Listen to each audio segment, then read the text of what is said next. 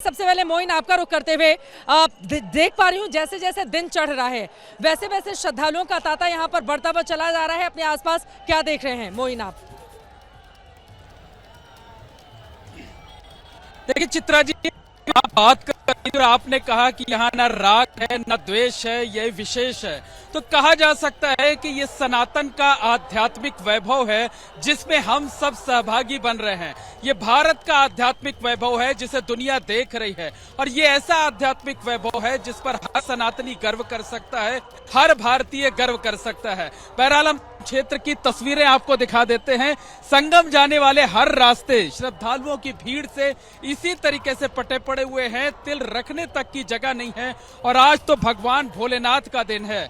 भगवान भोलेनाथ की जटाओं से जो गंगा निकली है वो सिर्फ एक नदी नहीं है बल्कि जीवन धारा है, बल्कि ये कहा जा सकता है कि वो जीवन दायिनी है, मोक्षदायिनी है। और उस गंगा की अमृत रूपी बूंद में, उस अमृत रूपी धारा में आस्था की डुबकी लगाने के लिए आप देख सकते हैं कि श्रद्धालु किस तरीके से बेताब नजर आ रहे हैं और वो चाहते हैं कि कितनी जल्दी हम संगम नोस तक पहुंच जाएं, कितनी जल्दी हम आस्था की डुबकी लगा लें और कितनी जल्दी हम पुण्य की प्राप्ति कर लें। तो संगम जाने वाले हर रास्ते इसी तरीके से श्रद्धालुओं की भीड़ से पटे पड़े हुए हैं, तिल रखने तक की जगह नहीं है। और जो व्यवस्थाएं हैं, व्यवस्थाओं का तो कहना ही क्या है।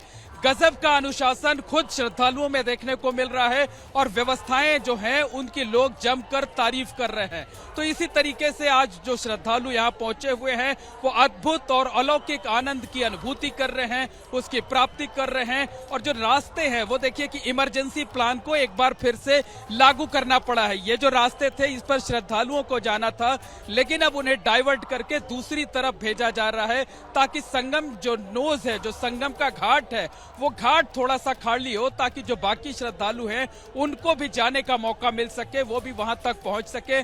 किसी तरीके की कोई अव्यवस्था ना हो, कोई ऐसी चूक ना हो जिसकी वजह से कोई गड़बड़ी हो सके। और आज तो बता दें आपको कि आज तो प्रकृति भी मेहरबान है। भगवान भास्कर अपनी चमक बिखेर रहे हैं, लेकिन इंद्रदेव ने भी अपनी यहाँ पर उपस्थिति दर्ज कराई है। सुबह से ही आसमान में बादल छाए हुए हैं, मौसम का मिजाज एकदम बदला हुआ है और ऐसा लगता है कि जैसे इंद्रदेव को इस बात की जानकारी हो कि जो श्रद्धालु हैं करोड़ों की भीड़ के चलते उन्हें कई किलोमीटर पैदल चलना पड़ रहा है, उन्हें थकावट हो जाती है। ऐसे में जब तेज गर्मी होती है, ज्यादा तापमान होता है तो श्रद्धालुओं को दिक्कत होती है। लेकिन आज सुबह से ही मौसम गुलाबी है, मौसम सुहाना है और मौसम इतना ठंडा है कि आज हमको स्वेटर पहनने की जरूरत आन पड़ी है। स्वेटर पहने हुए हैं तो जो श्रद्धालुओं का कारवां है लगातार संगम की तरफ बढ़ता जा रहा है और अब तक तकरीबन 1 करोड़ श्रद्धालुओं ने आस्था की डुबकी लगा ली है। और इसके साथ ही साथ जो श्रद्धालुओं की संख्या का आंकड़ा है वो 65 करोड़ को पार कर गया है और उम्मीद ये जताई जा रही है कि शाम तक ये आंकड़ा 66 करोड़ के पार हो जाएगा।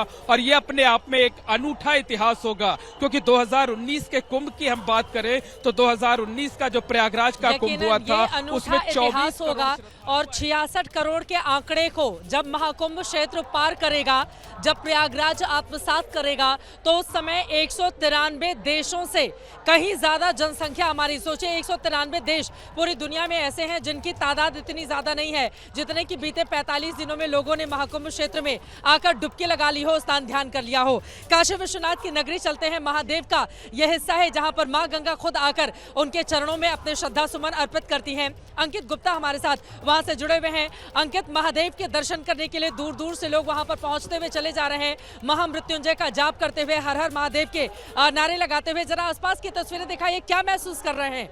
भगवान भोलेनाथ की नगरी किस तरह से उमंगों से सराबोर है अंकित?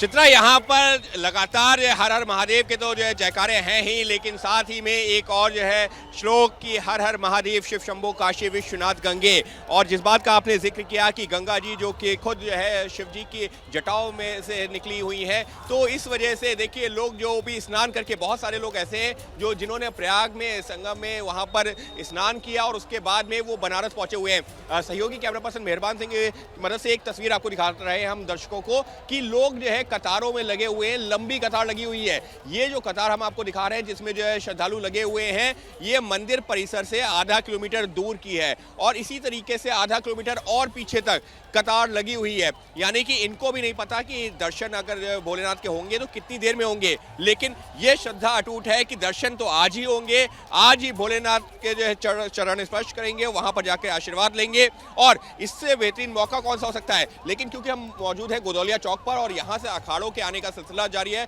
तो फिलहाल अभी जो यहाँ पर श्रद्धालुओं की संख्या है उसको देखते हुए थोड़ी देरी हो रही है अखाड़ों के, बाकी अखाड़ों के आने में। निरंजनी अखाड़ा और जूना अखाड़ा आ चुका है, लेकिन जो सामने से ये वो रास्ता है जहां से अखाड़े आ रहे थे, वहां पर श्रद्धालुओं की संख्या ज्यादा हो गई थी और जो जूना अखाड़ा और निरंजनी अखाड़ा भी इसी रास्ते से वो लोग वापस गए, लिहाजा जो बाकी अखाड़े हैं वो अभी यहाँ नहीं पहुंचे हैं। लेकिन इस सब के बीच में जो ये कहा जा रहा था कि दोपहर 1 बजे तक बाकी जो है श्रद्धालुओं को दर्शन नहीं हो पाएंगे, फिलहाल यहाँ की स्थिति देख करके, तस्वीर देख करके ये लग रहा है संभवतः परिस्थिति को भांपते हुए बाकी श्रद्धालुओं को भी जो अनुमति दी गई है कि वो दर्शन कर सके, लेकिन जैसे ही अखाड़े आएंगे उनको रोका जाएगा। लेकिन अगर प्रयागराज में जो है करोड़ों लोग मौजूद हैं तो लाखों लोग इस वक्त जो है काशी नगरी में भी मौजूद हैं, क्योंकि आज का दिन है, महाशिवरात्रि का पर्व है और महाशिवरात्रि का पर्व मतलब जैसी कि कहानी है, जो जैसी मान्यता है कि भोलेनाथ के जो शिवलिंग अवतार है वो आज ही के दिन प्रकट हुए थे। इसके अलावा शिव और पार्वती का विवाह भी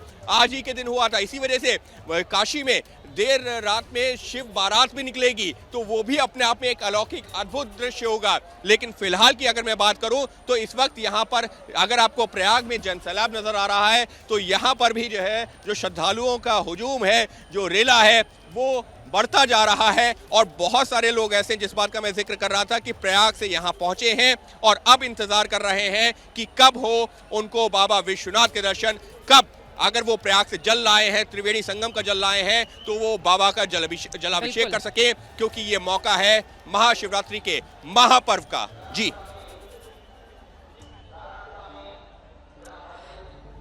यकीनन दूर दूर से लोग वहां पर आ रहे हैं मां गंगा के जल को लेकर, वो भगवान भोलेनाथ का जलाभिषेक कर लेना चाहते हैं। हालांकि जो अंदर का प्रांगण है आपको बता दें, वहां पर जलाभिषेक तो हर कोई नहीं कर पाता है, लेकिन दूर से जरूर अपने मन की भावनाओं की अभिव्यक्ति करता है। अलग अलग शिवलिंग वहां पर बनाए गए हैं, वहां पर जाकर लोग अपने जल अर्पित कर पाते हैं। इतनी ज्यादा भीड़ होती है हर रोज वहां पर कि लोग एक नजर भगवान भोलेनाथ को देखते हैं और उसके बाद उनको आगे की ओर बढ़ना पड़ता है। भीड़ के मद्देनजर जो प्रशासनिक इंतजाम काशी विश्वनाथ के मंदिर प्रांगण में किए जाते हैं और काशी विश्वनाथ कॉरिडोर बन जाने के बाद आप सोचिए लगातार लाखों की तादाद में लोग वहां पर उमड़ते हैं। और मेला क्षेत्र में चूंकि कुंभ क्षेत्र खाली स्थान है, खाली जगह है, खाली स्थान है, इस वजह से यहाँ पर करोड़ों लोग आ सकते हैं, लेकिन वहां पर वो पूरा शहरी क्षेत्र है, उसकी बनावट काफी ज्यादा घनी है। ऐसे में भी लाखों लोग वहां पर पहुंचते हैं और उसके बाद हर कोई जाकर भोलेनाथ का ध्यान कर लेना चाहता है और मौका जब